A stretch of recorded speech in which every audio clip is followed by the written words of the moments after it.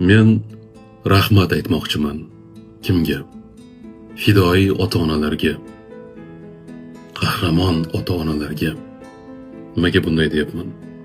Chunki bugun 10 tadan 7 ta ota-ona farzandini ruhiy, ma'naviy, jismoniy kamolotiga befarq, bor yo'g'i 3 ta nari beri ota-ona farzandiga e'tibor beryapti, fidoyilik qilyapti, qahramonlik ko'rsatyapti.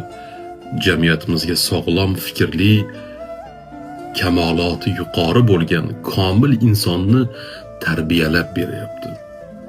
Ular albatta qahramondir. Va borgan sari meni xavotirga soladigan jihat shuki, bu raqamlar kamayib ketishi mumkin. Chunki internet o'yinlari, ijtimoiy tarmoqlar, axborot texnologiyalari, 21-asrning ko'plab xurujlari ko'plab farzandlarimizni badnom qilyapti.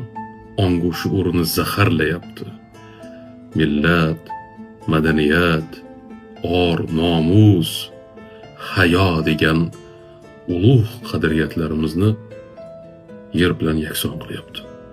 Shuning uchun men yana bir bor fidoyi ota-onalarga rahmat etmoqchiman va bir savol bilan yuzlanmoqchiman. Bugun komil farzandni tarbiyalashimiz uchun, bir farzandni komillikka yetkazishimiz uchun aynan nimalarga ko'proq e'tibor qaratishimiz kerak? Fikrlaringizni izohlarda albatta kutaman.